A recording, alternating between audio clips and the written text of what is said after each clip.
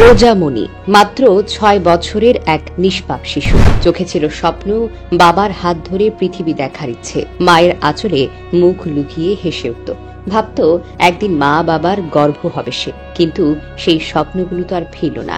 নির্মম ভাবে নিভে গেল একটা জীবন।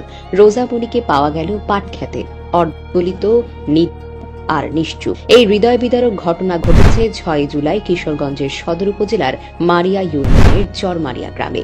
সেদিন বিকেলে বাড়ির সামনে রোজামণি খেলছিল। আকাশে রোদের ঝিলিক, চারপাশে ছোটদের কোলাহল, আর মাঝখানে হঠাৎ করেই নিখোঁজ হয়ে যায় রোজামণি। পরিবার প্রথমে ভেবেছিল হয়তো আশেপাশে আছে, কিন্তু সময় পেরোতে শঙ্কা আরো বাড়তে থাকে। তাকে খুঁজতে খুঁজতে পাগলপ্রায় হয়ে ওঠেন মা বাবা। তন্ন তন্ন করে খোঁজা হয় গ্রামের প্রতিটি কোণে, মাইকিং করা হয়, মসজিদে নাম বলা হয়, সামাজিক মাধ্যমে পোস্ট করা হয় নিখোঁজের খবর।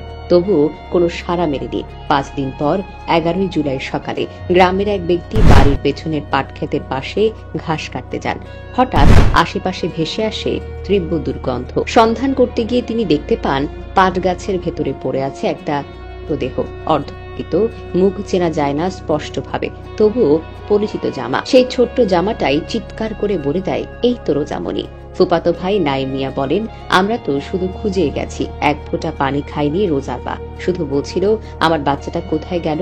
মনে হচ্ছিল কেউ ছায়া হয়ে এসে তাকে নিয়ে গেছে। কিশোরগঞ্জের সদর মডেল থানার ভারপ্রাপ্ত কর্মকর্তা আব্দুল্লাহ আল মামুন জানান, রোজামণির দেহ উদ্ধার করে ময়না তদন্তের জন্য কিশোরগঞ্জ শহীদ সৈয়দ মেডিকেল কলেজের হাসপাতালে পাঠানো হয়।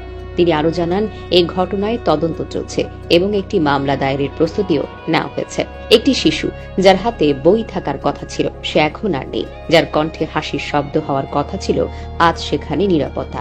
এই ঘটনাটি আমাদের সকলের জন্য একটি বড় সতর্কবার্তা। আমরা সন্তানদের প্রতি যত্নবান তো হই, কিন্তু নিরাপত্তা নিশ্চিত করতে অনেক সময় অসচেতন হয়ে পড়ি। বাড়ির আশেপাশে কোনো নিরাপত্তা নেই, এটা বুঝতে বুঝতে ঘটে যায় অপূরণীয় ক্ষতি। আমাদের উচিত সন্তানদের একা বাইরে খেলতে না দেওয়া, অপরিচিত কাউকে আশেপাশে ঘোরাঘুরি করতে দেখলে গুরুত্ব সহকারে দেখা এবং সন্দেহজনক কিছু দেখলেই প্রশাসনের সঙ্গে যোগাযোগ করা।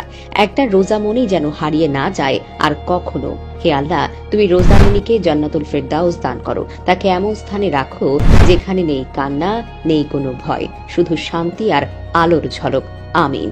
রোজামণি, তুমি চলে গেছো ঠিক, কিন্তু তোমার না ফেরার গল্পটা চিরকাল থাকবে আমাদের বুকের ভেতর। তোমার চোখে দেখা স্বপ্নগুলো আজ আমাদের ঘুম কেড়ে নেয়।